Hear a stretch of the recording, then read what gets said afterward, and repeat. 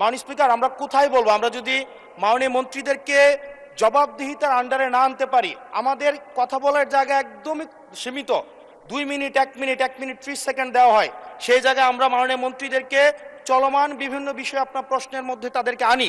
কিন্তু আমরা দেখেছি গত 2 সপ্তাহের সেশনে আমাদের এই যে তারকা চিহ্নিত প্রশ্নগুলো সংসদের কার্যপ্রণালীতে থাকলেও সেগুলো শুধুমাত্র টেবিলে দিয়ে দেওয়া হয়, যার ফলে আমরা মন্ত্রীদেরকে আমরা প্রশ্ন করতে পারি না, এবং আমি মনে করি এটির মাধ্যমে আমার অধিকার বঞ্চিত হচ্ছে, এবং আমি সম্পূরক প্রশ্ন করতে পারি না, আমি অধিকার বঞ্চিত হচ্ছি।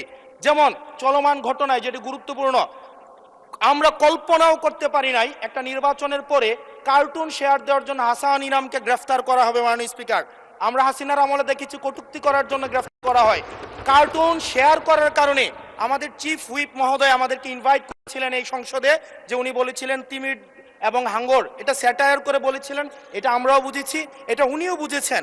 কিন্তু মাননীয় স্পিকার, দুঃখজনক বিষয় হচ্ছে যে এই কার্টুনটি শেয়ার করার কারণে আমাদের মাননীয় চিফ হুইপ মহোদয়ের এক কর্মী মামলা করেছে 25 ধারায়। যেই মামলা 25 ধারায় যদি সংক্ষেপে বলি, আপনি মাননীয় স্পিকার, মাননীয় সদস্য, 1 মিনিট মাননীয় স্পিকার, আমরা এমনি সুযোগ পাই না, সুযোগ দেওয়া হয় ঠিক না। আছে, আমরা কবে ট্রেজারি ব্রাঞ্চে যাব, 45 মিনিট ধরে কথা বলবো, অবশ্যই বলবো, সেদিন অবশ্যই ইনশাআল্লাহ আসবে। মাননীয় সদস্য, আপনি একটু শেষ করুন দয়া করে। জাস্ট 1 মিনিট মাননীয় স্পিকার, 25 ধারায় রয়েছে, যে বিধিতে মামলা হয়েছে 25 ধারায় রয়েছে যৌন নির্যাতন করা হইলে, সংক্ষেপে বলছি, তাইলে এই ধারায় মামলা করা হবে।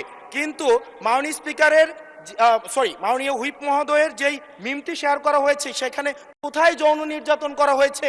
এখানে একটা মিম শেয়ার দেওয়া হয়েছে, যেখানে দেওয়া হয়েছে তিমি মাছ সবাইকে সার্ভ করা হচ্ছে।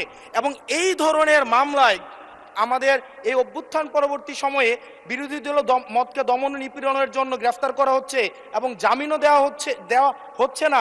এবং এখানে কোনো ধারায় 25 ধারায় সাইবার নিরাপত্তা যেটা আইন এই সংসদে পাশ করা হয়েছে, এই আইনে কূটনীতির জন্য বা রাজনৈতিক স্যাটায়ারের জন্য আমাদের হচ্ছে মামলা করার কোনো বিধান নাই।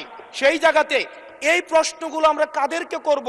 যদি আমাদেরকে আমাদের এই মৌখিক প্রশ্ন উত্তর পর্বটি যদি আপনারা বাদ দিয়ে দেন, তাহলে আমরা কাদের কাছে প্রশ্ন করব?